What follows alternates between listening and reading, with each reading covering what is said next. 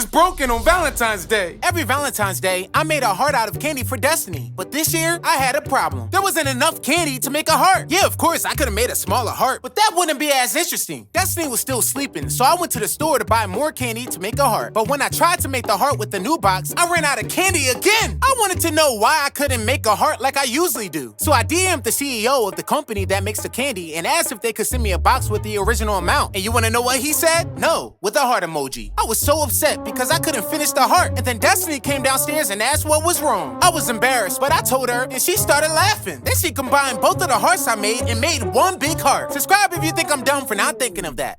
I almost drowned in my hot tub. The weather was nice outside, so I decided to chill in my hot tub. I had a nice cold beverage, I was listening to music, I was living the life. But then my clumsy self dropped my drink and it splashed in my eyes. My eyes were burning so bad, I started flipping out. And then I slipped and the water seemed to drag me under. I fought to stay afloat, but it felt like the tub was trying to bring me down. I ain't gonna lie, I was scared. I thought it was over for me until I heard a voice. The voice said, "Just stand up." I couldn't believe it. God was talking to me. Right when I heard that voice, I was just able to stand up. Are you all right? Yes, I am. Wow, God, you sound just like Destiny. Then I heard Destiny chuckling behind me. She was laughing because our hot tub is only 3 feet deep. If you think I can't swim, subscribe.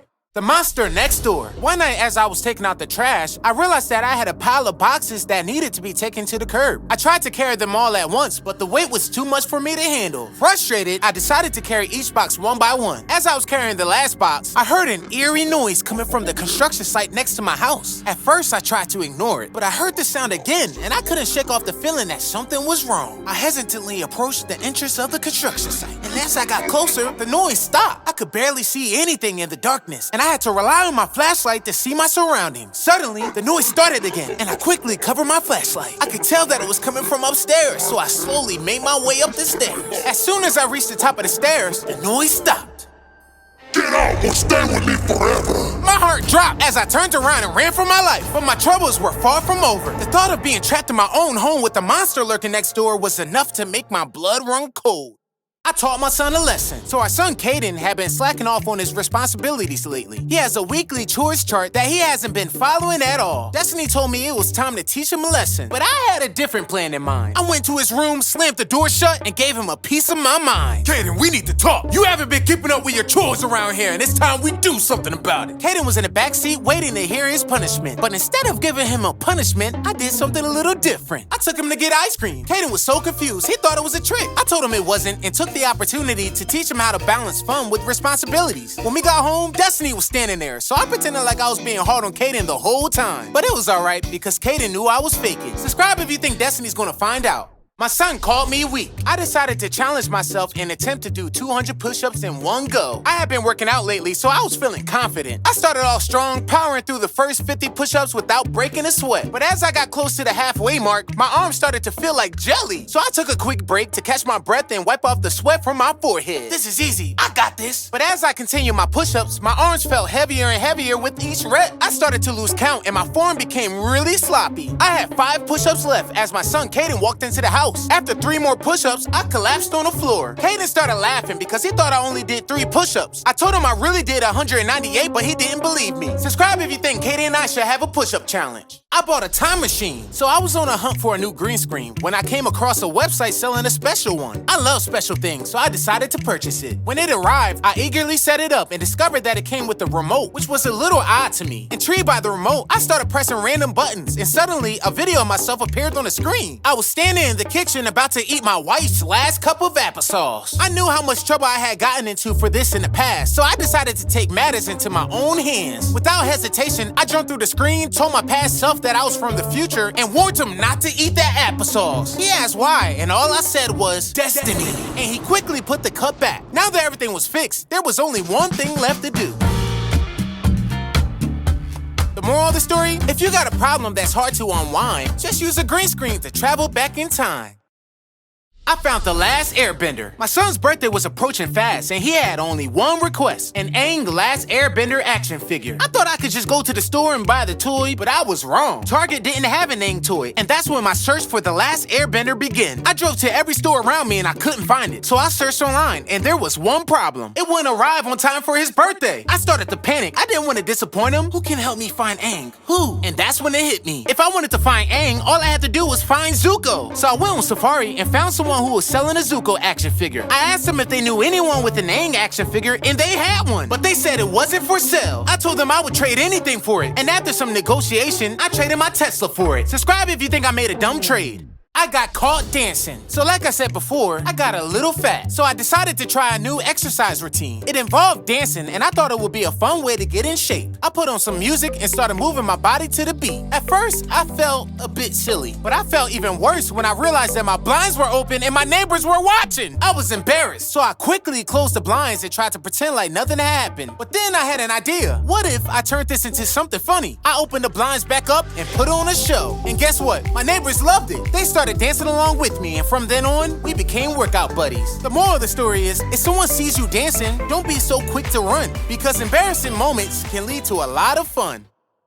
I got a little fat, so over the holidays, I ate whatever I wanted. But one day, I looked in the mirror and I realized I gotten fat. I decided to go on a diet and hired a personal trainer who allowed me one cheat meal every Friday. When it was time for that first cheat meal, I decided to find the best pizza in town. So I went around trying different pizzas because I only had one meal to cheat and I didn't want to waste it. Finally, I found one place that was so good I couldn't resist. What was supposed to be a cheat meal turned into a cheat day because I couldn't stop myself. I ate slice after slice until I was stuffed. When I got home, my trainer told me to weigh myself, and I gained 10 more pounds. So I photoshopped the picture and sent it to him. So what I learned was, if you want the scale to drop, just use Photoshop.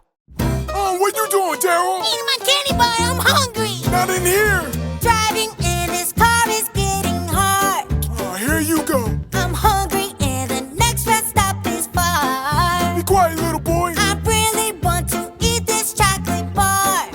Not in here. But Grandpa says I can't eat in his car. Yeah, that's right. You know what? There's one thing I love more than being me. That's keeping this car fresh and clean. Grandpa, your rule is dumb. Little boy, I better not find no crumbs.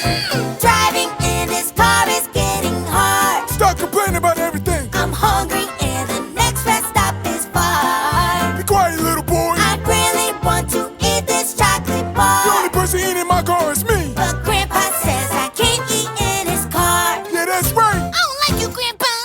I got stranded, so I found my Segway bird in my garage, and I was beyond excited to take it for a spin. I charged it up and set off on my adventure across town. It's been so long since I last rode my Segway, and I was having a time of my life, and I couldn't help but wonder how long the battery would last. As I went further away from home, I saw that the battery was getting lower and lower, but I was determined to see just how far I could go. I kept going, ignoring the warning signs and enjoying the ride, but soon enough, the inevitable happened. The battery died, and I found myself stranded in the middle of nowhere. I tried to carry the Segway, but it was too heavy. I tried to call for help, but my phone was dead too. I was stuck, and I had no choice but to leave my Segway and walk home. Subscribe if you think this experiment was a big mistake.